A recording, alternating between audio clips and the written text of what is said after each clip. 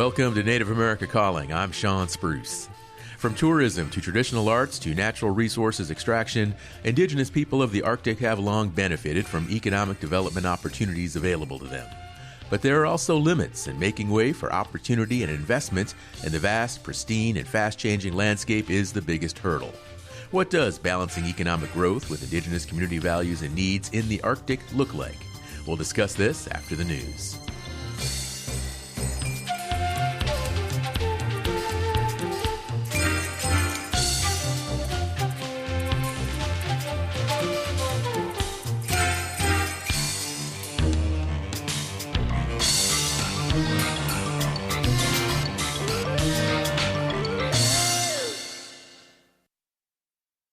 This is National Native News. I'm Brian Wool.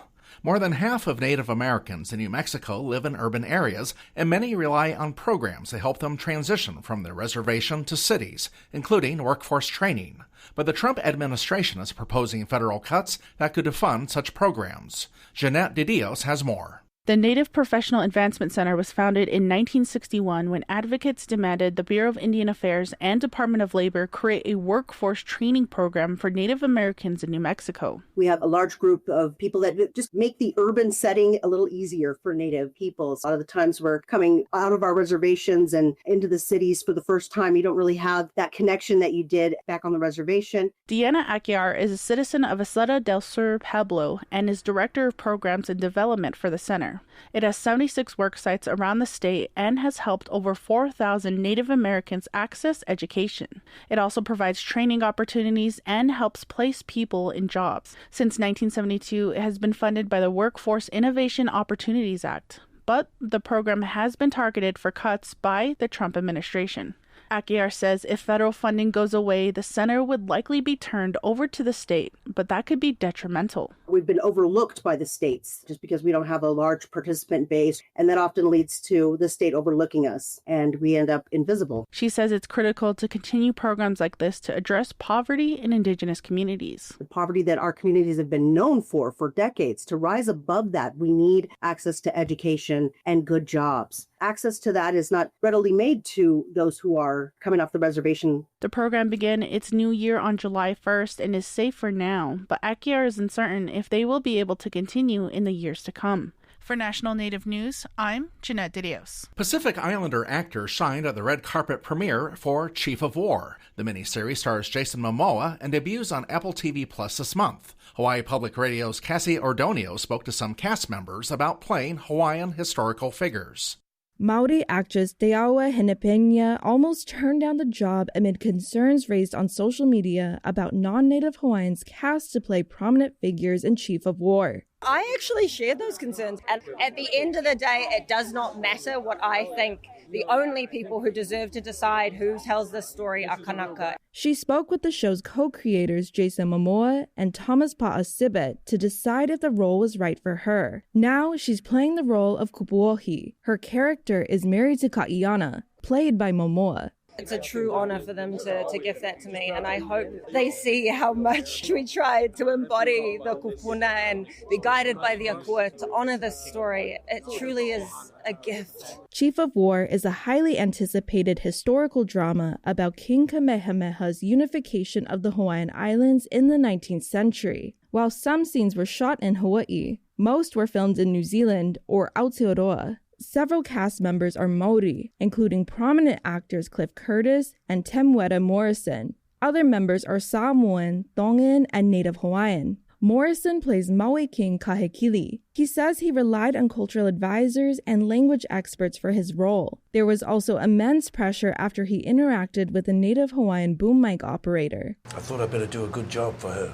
Otherwise she would whack me on the head with her microphone boom. Jason Momoa says Maori actors have paved the way and inspired Pacific Islander actors. Aotearoa has a globally recognized film industry. All these Maori actors came here and they taught our kids, the next generations, because I can't teach them.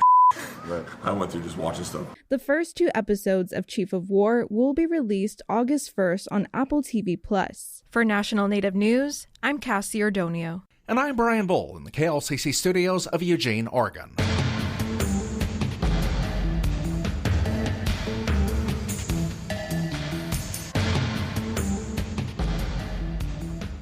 National Native News is produced by Koahnic Broadcast Corporation with funding by the Corporation for Public Broadcasting.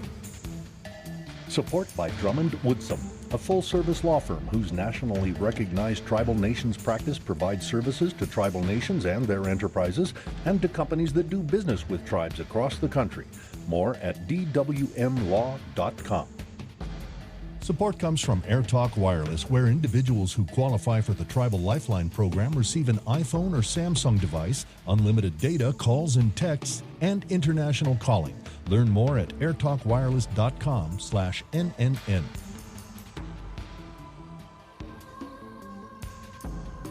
Native Voice One, the Native American Radio Network.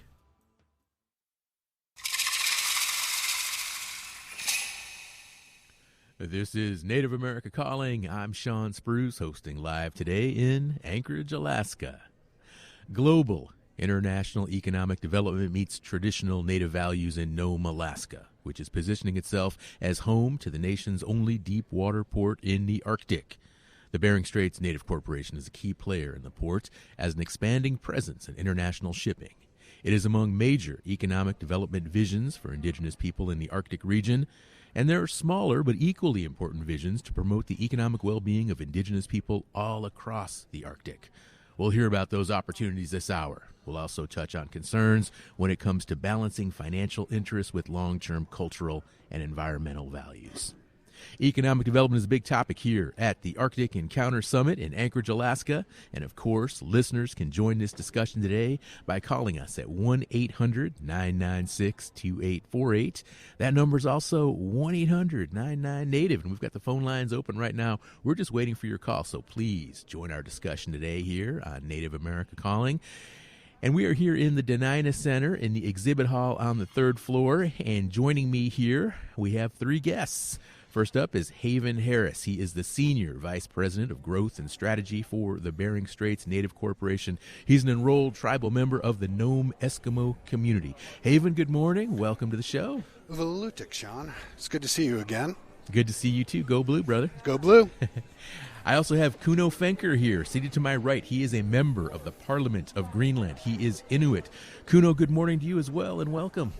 Morning, and thank you for the invite here. Absolutely.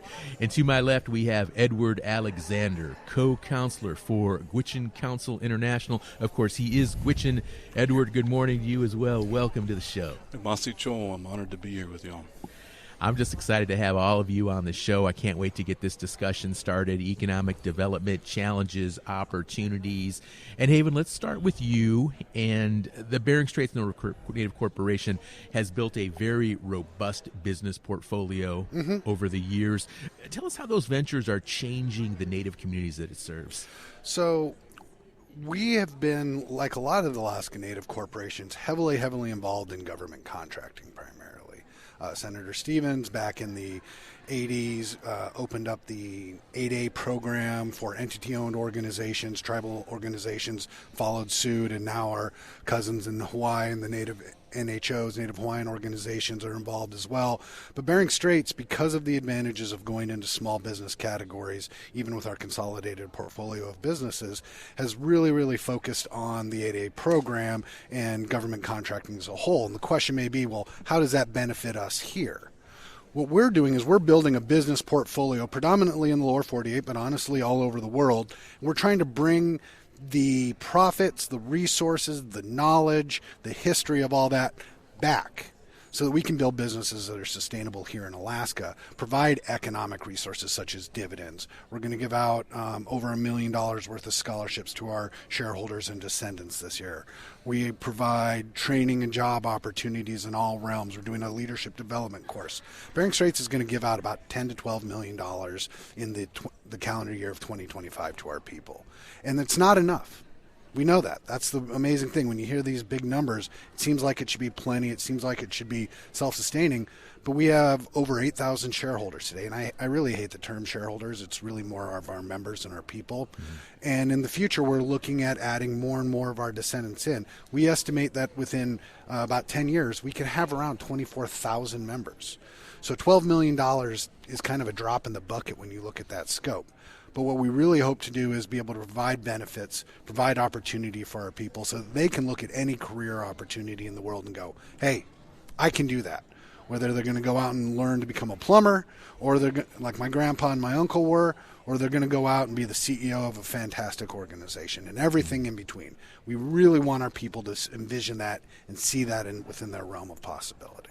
Can you give us an idea of how large the portfolio is right now for the Bering Straits Native Corporation, and what you envision, what the potential is for the future, especially with projects in the Arctic region? So as a consolidated company, and it's audited. It's going to be out there very soon for people to see. We're about $925 million, which puts us right in the middle of kind of the regional corporations in Alaska scale. We're hoping to beat that again this year, produce another record. But what's most exciting, and what we're really focused on talking about today here at Arctic Encounters all week, is the economic opportunities it brings back to the Arctic and to my region in particular for my story. The Port of Nome project, which is, you mentioned, Sean, in your introduction, is going to be an expansion of the port project in Nome, and we're going to be the primary rock provider for that from the Cape Nome rock source that we have that we got from our land selections. It's going to be more rock will come out of this project, out of the Cape in this project, than has come out in the last 53 years since the passage of ANCSA. So this is a tremendous project. It's going to really change the face of the Cape and of Nome. Additionally, we're sending rock up Ukiavik Barrow. They're having a seawall built. We're providing the rock to a contractor that's installing that. So for us, these are the opportunities that we see as a corporation to, one, be a part of infrastructure development all throughout Arctic Alaska, rural Alaska, but also we're creating jobs for our people to stay in their hometown, their home region. We're hoping that once the port project starts going next year and we continue on with the Ukiavik Barrow seawall, that we're going to be able to employ 20 or 30 truck drivers almost year-round. They'll make amazing salaries doing this, and they're going to get to stay in their home region. I moved down out of Nome. I was born and raised in Nome, Sitnasak, 17 years ago to pursue further education. I was blessed to meet my wife, and this is where we've made our home in Anchorage. But Nome, I want people that if they want to stay in Nome, if they don't have to leave for further education or to go find different job opportunities. If they want to stay in Nome, if they want to stay in our region, because I think as Indigenous people, and I'm sitting with Indigenous people all around me here, we have an intrinsic connection to our land, and in particular to whatever our home regions are. Mm-hmm. And the ability for people to stay home and continue to hunt and subsist and enjoy their family and traditional lands, there's just something intrinsically beautiful and wonderful about that, and I want our people to be able to have that opportunity. You've described resource extraction as one of the industries that you're invested in, and of course the current political administration is in favor of resource extraction. How much of a benefit is that for BSNC going forward? Well, right now it's all very hypothetical for us. Mm-hmm. We have not traditionally been a mining company. We did acquire the Rock Creek mine and the another resource there a handful of years ago. We thought that was going to be a possibility for us to, again, provide economic development in an area that honestly had already been mined before and has traditionally had a lot of exploration. The region, Graphite 1, is an incredibly large graphite source. It's actually right out by Teller and Brevig Mission. It's closer to those communities. If you have ever been to Nome, drive about 35 miles up the Cougarock Road, then you're going to go about another 30 miles inland due left. And that is an opportunity that has gotten a lot of attention. There's DOD investment. Our delegation, you can't go more than about a week without wanting them saying something about it on the Senate floor in a committee hearing, it feels like. So we invested in it, and this is all public knowledge. We put about $2 million into it, and our board deliberated a long, long time. It took multiple meetings for them to make this decision. And the reason we made that development or that investment in the development was we wanted a voice at the table for our people. We know that there are concerns over subsistence hunting, and there are other potential mineral opportunities in the region. Lost River Mine has a bunch of rare earth minerals that we all have our cell phones, and we're looking at iPads and computers on the table components of those are required to come out of these rare earth mines, and there's potentially others. But the main focus has been Graphite 1, where we invested in it because we wanted our people to be able to speak up and have a voice, and we thought we were the best mechanism for that. With that, we've been able to get an advisory seat on their subsistence board. We've been able to ensure that they've worked with and gone out to communities. They've held listening sessions in Nome and Teller and Brevik Mission, and for the most part, people seem in favor of it. But of course, there's always going to be people that, rightfully so, we need our advocates and our activists are going to speak out and say, hey, what about our salmon? What about our seal? What about our caribou? What about our moose? Mm-hmm. Those are things that we inherently, as Native people, we understand that there's a concern. But I also, just in general, and this is where I know one of my partners here that'll be speaking later, we would have a healthy debate about this potentially. I'm in general pro-development. I think in Alaska, in the United States, and Canada, we can do it cleaner, better, not more cost-effective by any stretch. And I said that yesterday when I was on a panel, but we can do it cleaner, better for the environment than we're going to get those resources from other places. And we also don't have some of the geopolitical risks that come with some of the other countries producing these rare earth minerals. So I hope, again, that if these projects go forward, we're able to have a seat at the table, we're able to bring a Native voice and a Native thought process to it, and that we will be able to provide opportunities for our people to stay home, continue living where they want to live, continue participating in their traditional and subsistence lifestyle, but also be able to participate in a modern economy. Our cousins to the north at Nanda Corporation have done that for a number of years with the Red Dog Mine, and they're continuing to look for further exploration so they can continue those benefits for their people.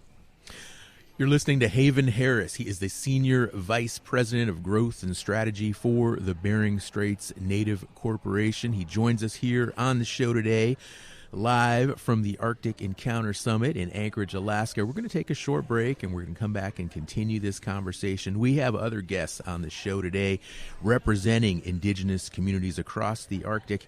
And we're thinking about economic development and how to balance competing interests with regard to growth and investment, but also environmental concerns. And we have the guests on the show who can unpack that discussion and really explain these topics for us in detail. So please stay tuned. Give us a call if you'd like to join the conversation. Maybe you are in an Alaska Native village right now. Maybe you are a shareholder or a community member. I know Harris Haven doesn't exactly think that's the best term, but we'll figure out maybe a better term to use than shareholder. But we've got a lot to talk about. We want you to join the discussion. So let us know your thoughts. Let us know your insights. Let us know your experiences living in Alaska. Phone number, 1-800-99-NATIVE. Give us a call. We got the phone lines open. We're waiting for you.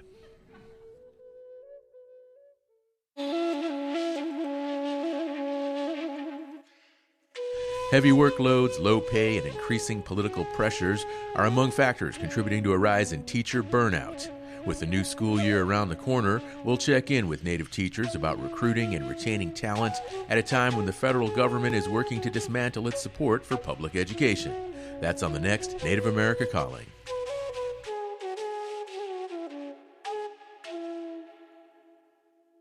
Program support by the Colorado Plateau Foundation, a Native-led foundation supporting Native-led initiatives protecting lands, waters, and cultures of the Plateau for generations to come. The Colorado Plateau Foundation helps to build networks, community, and organizational capacity. The Colorado Plateau Foundation is accepting grant proposals through September 5th. Eligibility information is available at coloradoplateaufoundation.org. We're glad you are listening today to Native America Calling. I'm your host, Sean Spruce, and we are focusing on economic development in the Arctic. Is your tribe or Alaska Native Corporation looking to boost its economy? How's that working out? Tell us about it by calling 1-800-996-2848. That's also 1-800-99-NATIVE. And another guest we have here with us today is Edward Alexander. He is co-counselor for the Gwich'in Council International. And Edward, your name has already come up in this discussion before we went to break. And of course, Gwich'in communities, they're rural, they're spread out. And I want you to describe just what economic development looks like and give us an overview of the economy. And I know you always just have a lot on your mind as well. So I'm just going to let you kind of go with it a little bit, brother, and just tell us what's on your mind. Thanks, John. I appreciate it, and really honored to be here with everybody today. So Gwich'in communities are, in northern Alaska, the Yukon Territory, which derives its name from a Gwich'in word, and also in the Northwest Territories in Canada. And so sometimes here in Alaska, people can think, oh, there's just Gwich'in up in this northeast corner of the state, but we got a large population over in the Northwest Territories as well. And so business interests can be pretty widespread across a large area. It's an area about the size of California, but horizontally across North America instead of vertically, but very sparsely populated, as you said. Most of our villages here in Alaska are off the road system, so they're fly-in only, or you can boat in by river, and so and they're small, right? And so we have small communities out there, but some of them are growing, and they're growing. The communities that are growing, like I think of like Arctic Village, I think of Vinitai. These communities that are really expanding. There's construction happening in these communities. There's other kinds of activities that are happening in these communities. It's largely like a service type economy, so people are providing services to the people, health services, other kinds of things like that. But I would say that one of the things that we've tried to prioritize as Gwich'in Council International is changing the viewpoint on economics in the North as a whole anyway. Mm-hmm. And so that we better understand that when we think about economics, we think about the economy, we think about money, we think about value, right? We have to think about what kinds of values we're creating as a community also. And so not just what kind of material value we have. We're not generally a materialistic society. And so, a favorite game among Gwich'in is a game called Vitsi. It's a card game. And in the spirit of the game is to get rid of everything that you have before the end of the game. If you're left with something at the end of this game, you're the loser. Okay? And so I'd say that gives you kind of a good idea about Gwich'in mentality as far as sharing and community and our values of giving and our values of respect and so forth. And so we've tried to do this not just in our communities by talking with our young people about the value of the porcupine caribou herd, the value of our traditional ways of life, respecting our language and honoring our ancestors and where we come from, but also on the international level. So trying to get the nation states around the world, the Kingdom of Denmark and Norway and the United States and Canada and Russia and so forth, to look at how we view economies in the North and change that dialogue. And so we were proud to take part and be a co-lead in the report called Econor, the Economy of the North. It's a multi-nation report that we were a part of, and our contribution to that was to try to get folks to understand that the Arctic is not just a resource extraction region. It's not just a region that's outward facing to be exploited by others, right? We have an intimate relationship with our land. We love our land. We love our rivers. There's value created by our people being out on the river. To us, there's an economic value to it. There's a social value to it. There's a cultural value to it. And we need to account for all of those values that we're creating by our activities with the land in relationship to the porcupine caribou herd, in relationship to all the animals that are out there. And so we've really been focused on trying to change that dialogue. I mean, obviously we have businesses, we have airlines and so forth, like Air North. I'll give them a shout out. Canada's Northern Airline is owned by Gwich'in, and we have trucking companies and so on and so forth. But we understand at the end of the day that those are not the things that sustain us as human beings, right? The value that our families provide to us, the value of time, the value of understanding our Gwich'in ways of life, our Gwich'in language, all of our connections to the land and the plants and the animals, all of those things are what are at the heart of growing Gwich'in communities like Arctic Village, like Vinitai. Okay. And so we're trying to bring that forward. Climate change and wildland fire is a very pressing priority in the work that you do, and I know you've talked about that already here at the summit. Tell us more about wildland fire and how it's impacting the Arctic, and especially some of these economic interests we're talking about right now. Sure. So, the boreal forest is the largest forest on planet Earth, right? And so if you think about it, it contains as much carbon as has been released by all human sources since industrialization. and it's on top of permafrost that contains twice as much.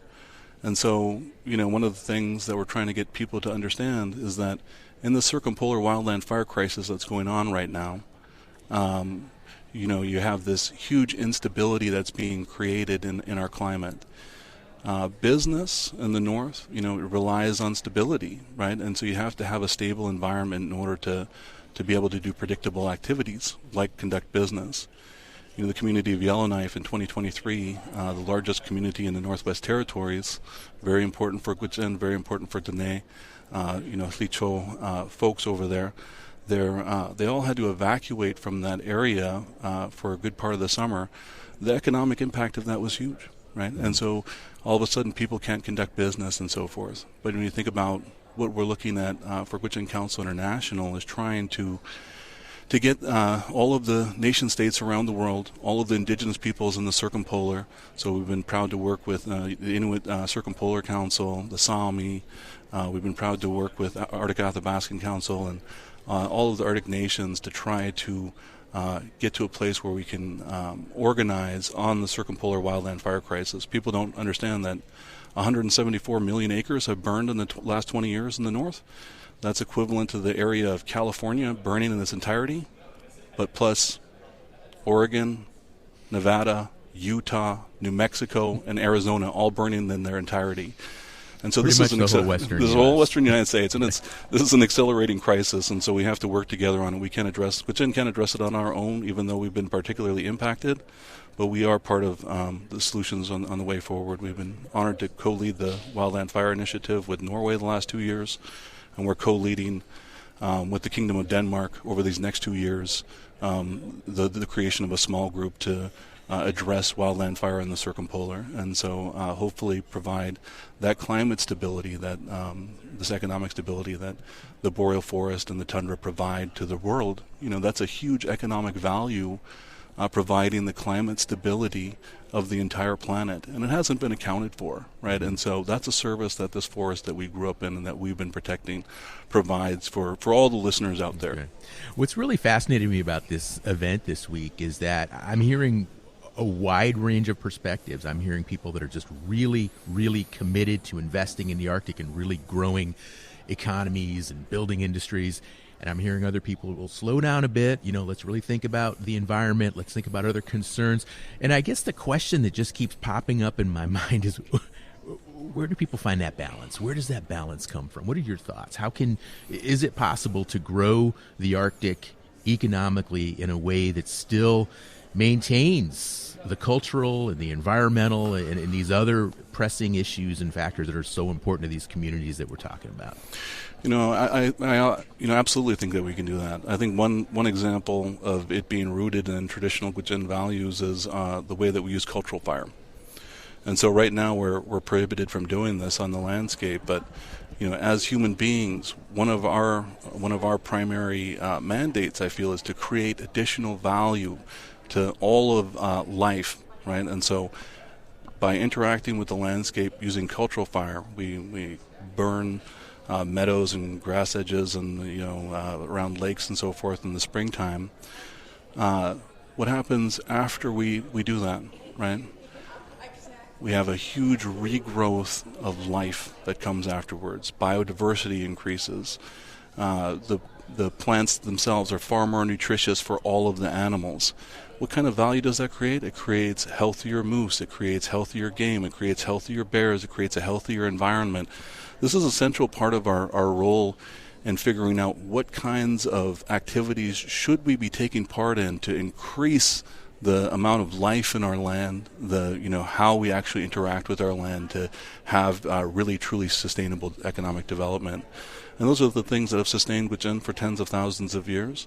And so, when we think about going forward, obviously there's new businesses and so forth, but how are they interacting with the land, right? Are they interacting in a way that creates more life for things? We have to think through all of these different things, right? And so there may be unintended consequences, but there should be intentional consequences as well. The Port of Nome was mentioned and some of the rock that's being used. Well, some of that rock, there may be potential other benefits of using that rock in that project. It may be carbon sequestration, right? The weathering on that rock might also promote some other things, right? And so I think having a better understanding and a holistic view of how economic development and how the land relates to us and how we can provide, more verdancy, like more life in the land, I think that's really the thought process. We need to have more than a triple bottom line understanding of economics and so forth. We need to also have our traditional ways of life and thinking be the thread that ties them all together. All right. I want to bring Kuno Fenker into the conversation now, member of the Parliament of Greenland. And Kuno, before we discuss business and economic development, I want to ask about the unique status of Indigenous people in Greenland. Is there a formal recognition of Indigenous people by the government of Greenland? Actually, the reason why it's unique is that the government of Greenland hasn't had the will to register Inuit people in Greenland. And that is a big problem for us, especially when you have the UNDRIP and the International Labour Organization 169 that creates the rights of Indigenous people. And Indigenous people's rights are a group right, especially. And if you don't know who the group is and have a register of the group, it's difficult to protect Indigenous people in Greenland. Even though most of people in Greenland are Indigenous, the power is primarily on the Danish. The Greenlandic government owns most of the big companies in Greenland, but they are mostly governed by Danish. And we are only 56,000 people living on a big island, and it's Alaska is the 2/3 of the size of Greenland, and we have a lot of inland ice, as you probably know. People live on the coast on small island-like communities, and I will say that Inuit, the language is still on. It's we are striving with that, with our language. It's our official language legal-wise, but we are also losing it in the bigger cities. But most of the economic system in Greenland is very socialistic. Maybe some people probably know it more like a communist system, but it's a very socialistic system, but also based on market economy. And we are, of course, also trying to combine those things, and also with the more holistic way of looking at, Indigenous people's way of living, subsistence, and taking care of the environment. But when you put in the market economy, people tend to get more greedy. So we can, of course, see that even though Inuit are a very collectivistic people, they also tend to become more individualistic in time. So I think that in regards to, if I go to the economy, 20% of our government budget, which is only about $1.2 billion US, if I calculated right, is based on a subsidy from Denmark. But Denmark has, during colonial times, exploited Greenland in regards to minerals and other resources like fisheries, maybe also at the moment we speak, because many of the resources we have in Greenland are being exported out of Greenland at the lowest cost possible, which creates the lowest possible GDP output for Greenland. And when we export our fish, for example, to Denmark, it becomes Danish export. Like if you have Greenland halibut, it's a very good fish. You probably know it here as in the northern hemisphere. We have around 40,000 tons of TAC, what you call total allowable catch in Greenland. That's just an estimate. And we actually export that cost insurance and freight paid by Greenland for 30 kroner. Let's say it's difficult for me to convert to US dollars, but the lowest price Denmark sells it out without any value-adding process is 70 kroner. So it's like a difference of 40 kroner, and that is about 2 billion Danish kroner that we lose because of what you probably can call transfer pricing. So we have some other issues in Greenland. We have issues in regards to empowering Inuit Greenlanders, and we have a problem with registering Inuit to protect them the right way. Okay. I just did a quick conversion here online. 30 Swedish krona are worth approximately... Danish krona, excuse me, worth approximately $3.09 US dollars. That sound about right? The Swedish krona is different. So, but anyways, the Danish is Danish. Let's try Danish. Yeah, $1 is 6 kroner and 50, I think. $4.63. Does that sound close? Yeah. Okay. Yeah. All right. Okay. Kuno, thank you. We're going to take a short break and come back. And when we come back from this break, I'm going to ask you just, the lack of some of these protections and specific rights that Indigenous communities have here in the United States, how that impacts your economic development there with Indigenous communities in Greenland. But we do have to take another break. And we've got the phone lines open for listeners who would like to join the conversation. Let us know your thoughts here.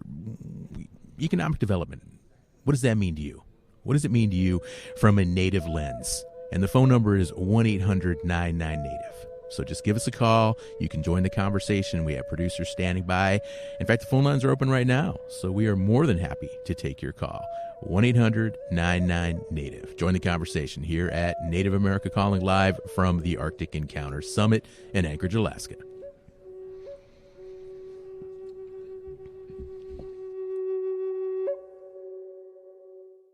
Map out your journey to mental wellness. Our culture is a source of strength as we navigate uncertain. Need to talk with someone who can help you to tap into that stream. Contact your Indian healthcare provider. Visit healthcare.gov/coverage or call 1-800-318-2596. A message from the Center for Medicare and Medicaid Service.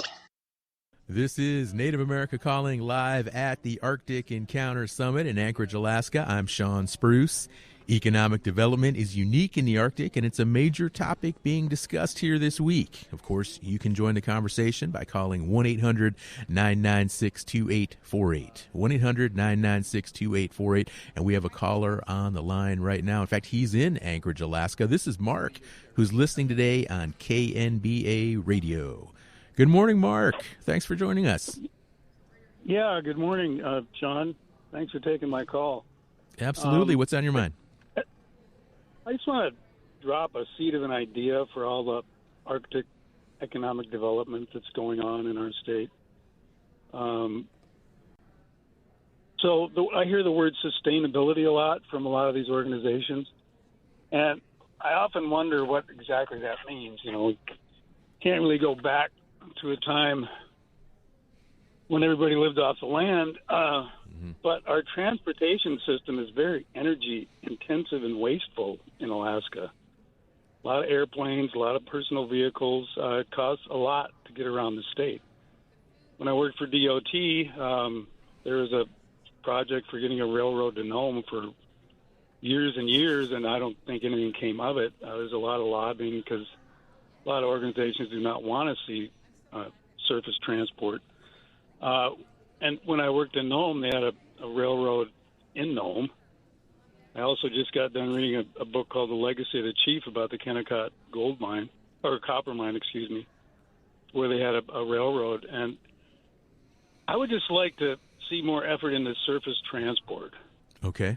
Instead of aircraft and personal vehicles dominating the transportation system, I think we should go back to trains, boats, and actual mass transit. We have sort of a bus system here in Anchorage, but it's very inefficient, and you can't get to where you want to go. So pretty much everybody in Anchorage is kind of saddled to the whole idea of personal vehicle, and we have traffic to prove it, and the problems generated from this consumption of energy, overconsumption. So, like I say, I just want to drop the seed of an idea to go back to trains, boats, and mass transit. Sure. Appreciate you calling in today, Mark. In fact, I'm going to have Haven Harris respond to that. You've got a lot of thoughts with regard to transportation and what that could potentially mean. Go ahead and respond. So it's funny, as Mark was speaking, I remember the old railroad tracks and stuff that were outside of Nome, particularly going up the Cougar Rock Road, because that's where the Graphite 1 mine is going up in that general direction, because there has been so much exploration. That was actually how they moved gold around back in the early 1900s. There were trains all the way out to Council, very famously outside of Nome, right by Bonanza is the last train to nowhere, which you'll see in pictures and paintings, and it's kind of a touristy thing right next to Solomon. I agree in large part. My dad worked for DOT. He was a maintenance foreman, and he ran heavy equipment. We have 3 roads in Nome that go about 75 miles each, keeping those maintained. They're on the federal highway system technically. I always thought running trains would make sense, but this is going to go back to the balance question we have. So many of our communities, Mark, you mentioned it, and I know Ed would probably echo a lot of these thoughts because there's a lot of discussion around the Ambler Road and things of that nature. We have to balance what the communities want. I think train from Fairbanks to Nome would be a fantastic idea because it would lower costs. It would allow us to take some of our resources out in an economical way year-round.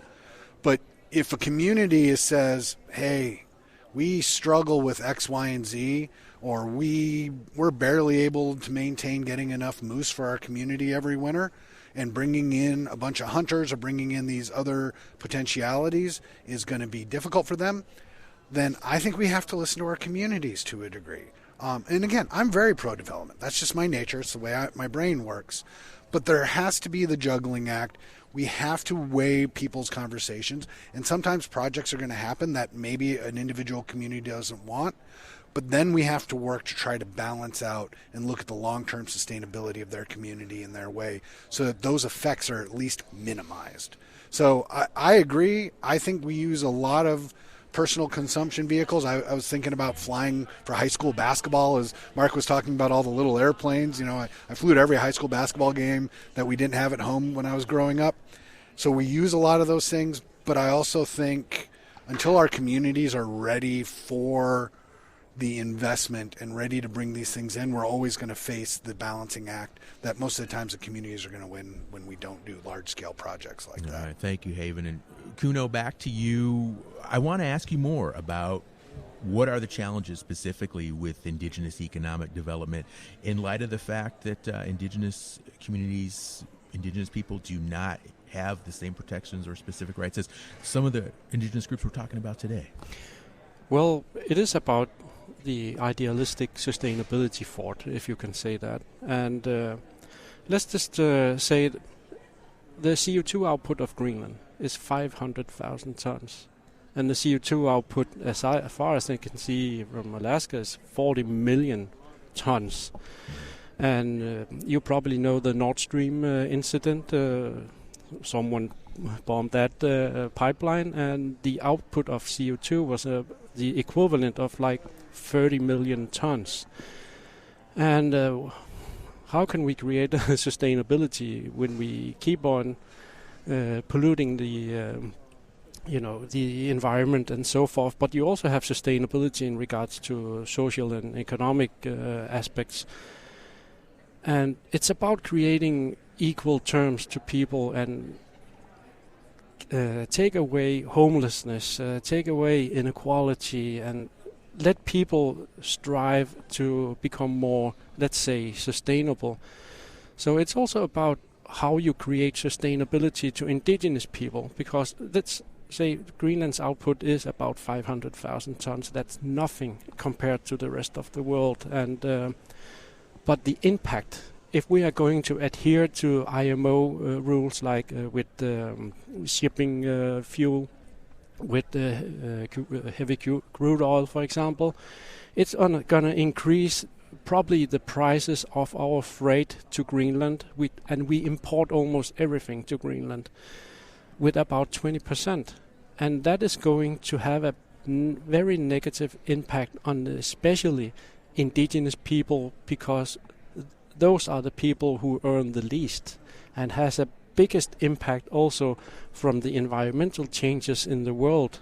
So I think the question that the guy, I don't remember his name, I'm sorry, but is very relevant also in regards to Greenland, because many of the idealistic sustainability issues that are being created by the Paris Agreement and so forth actually can have negative sustainability impacts on the people that we are trying to protect. Mm-hmm. So we have to do it in a way that doesn't impact them negatively. And I will say it as frank, because the Western world, the countries that has contributed negatively on the environment, has to pay up in a way. In Greenland, the inland ice is melting. It's an extremely big piece of ice, extremely big in energy that is being outputted from that area. We can help out with creating sustainable energy with, for example, hydropower. And we also have minerals that like uranium in South Greenland. And even though it's people have been fear-mongering about that quite a lot, but it could create some more cleaner energy, and also in the small settlements with eventually thorium reactors that are being created in the world. But, I think we have to be more innovative and also open for development, but also in respect for the holistic indigenous ways of doing things. So I think instead of just looking at it in a black and white situation, we have to look at it in a combined way, and how we can combine the indigenous holistic way and also the Western more theoretical way of doing things. So, and this week here at the summit,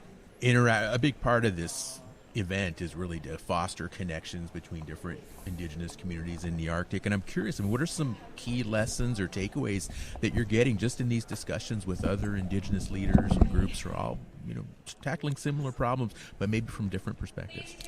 Yeah, it's been a steep learning process for me, especially learning about the other indigenous people here in North America, Canada, and I didn't have any idea where Quechin were located, but now I had to look it up, and it's difficult for me for having a view of all the geology and where people are situated, and how you have managed in the U.S. and Canada to preserve indigenous people, and how you have created corporations instead of owning the land completely. And then I start to compare it with Greenland, where Greenland is still under Denmark, and we have the right to our resources, which we got in 2009. And we don't own the land legally, but we have the right to the underground. But there are different aspects that are good in some places and some are bad, and I think that if we combine our knowledge, we can probably create a better world for indigenous people, especially also economically, and also for the rights of indigenous people. I can also see that we have preserved our language in Greenland, but at some points we haven't preserved, like using our drum, and that is just coming back again. The Inuitness is coming back, but something we have lost is coming back. But also by learning and coming to Alaska and Canada and talking to other indigenous people, and I think that we have to connect even more, and that is why it's actually very good that United Airlines is flying directly from New York to Nuuk now, and we also have a direct flight to Iqaluit. So I think we have to combine our knowledge much better, and maybe we can learn. All right. Kuno, thank you so much for joining the conversation. Really appreciate all of your insights, member of the Parliament of Greenland. We have another guest that we need to introduce now. This is Rachel Callender, who is the founder and CEO of Arctic Encounter Summit. Rachel, thank you so much for stopping by the booth, taking the time to talk with us. Good morning and welcome to our show, Native America Calling. How you doing? I'm great. Thank you for having me. Absolutely. Well, I just mentioned that a big focus of this conference is fostering connections across the Arctic, different indigenous communities, but also nation states as well. We have all kinds of political leaders here, economic leaders. How have you seen that vision of just fostering connections expand over the last 3 days? Well, in all sorts of ways, and in many ways, that's really not up to the team behind Arctic Encounter. It's up to the guests, right? We don't script our panels. We provide some topical direction, and so you never quite know what's going to come out of any given conversation. And of course, you never know what's going to come out of the connections that are made. But we certainly try to foster a packed agenda with also other opportunities to build new friendships and new connections. Some of those include working with partners like the Anchorage Museum and others to produce the Far North Fashion Show and other events that we hope provide also some fun and some creativity and some inspiration for people to learn more about other cultures and just have fun making new friends, right? That's hard to do in a dark speaking, serious, topical discussion sometimes. So we try to provide both. Rachel, our show broadcasts live every day. We have dozens of tribal stations in the lower 48 in places like South Dakota, New Mexico, Arizona, California. What do you want those folks, those listeners in the lower 48 to understand about the focus that you have on the Arctic? That it's complex and it's diverse, that it's critical to listen to the people who live in the Arctic, that because there is so much attention placed on the Arctic, convening is important because there are many nations trying to have some sort of stake or play in the Arctic, as the other panelists here that you've just been speaking with well know. And so what will happen, what will be the outcomes? And I'm not from above the Arctic Circle, but I am born and raised in Alaska.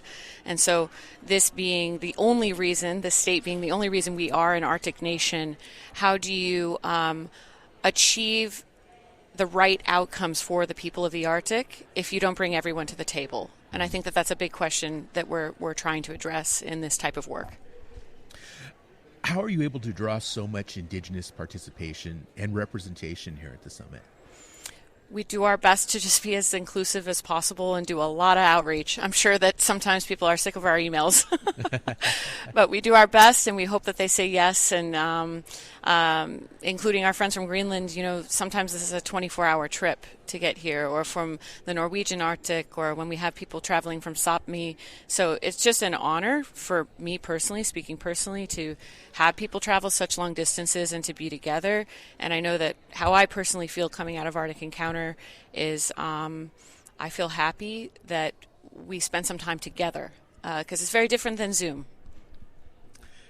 That's for sure. Very, very different from Zoom. Rachel, thank you also for stopping by the booth. Unfortunately, we're out of time, so we're going to have to wrap up the discussion. But I want to thank all of our guests who joined us on the show today. Of course, Haven Harris, Edward Alexander, Kuno Finker, and Rachel Callender, who came in for the final segment there to really bring us home. But wonderful discussion, wonderful week here in Anchorage, Alaska. And, of course, just because the show is over doesn't mean the dialogue has to end. So please engage with us. Social media, Facebook, Instagram, Blue Sky Threads, or just go to our website, nativeamericacalling.com. And please don't forget to join us again Monday when we'll look ahead to the coming school year and Native teacher recruitment and retention. Our executive producer is Art Hughes. Our producers are Andy Murphy, Sol Traverso, and Joe Thompson. Marino Spencer is the engineer, with help this week from Roman Garcia and Van Kraft. Sho McPoland is the digital producer. Nola Daves Moses is the distribution director. Bob Peterson is the network manager for Native Voice One. Antonia Gonzalez is the anchor for National Native News. Clifton Chadwick is our National Underwriting Sales Director. Charles Sather is our Chief Operations Officer. The president and CEO of Quantic Broadcast Corporation is Jacqueline Salee. I'm Sean Spruce signing off from Anchorage, Alaska. Have a safe weekend. Program support by the Colorado Plateau Foundation, a native-led foundation supporting native-led initiatives protecting lands, waters, and cultures of the plateau for generations to come. The Colorado Plateau Foundation helps to build networks, community, and organizational capacity. The Colorado Plateau Foundation is accepting grant proposals through September 5th. Eligibility information is available at coloradoplateaufoundation.org. My precious relatives, map out your journey to mental wellness. Our culture is a source of strength as we navigate uncertainty. Need to talk with someone who can help tap into that strength? Contact your local Indian healthcare provider. Visit healthcare.gov/coverage or call 1-800-318-2596. A message from the Centers for Medicare and Medicaid Services.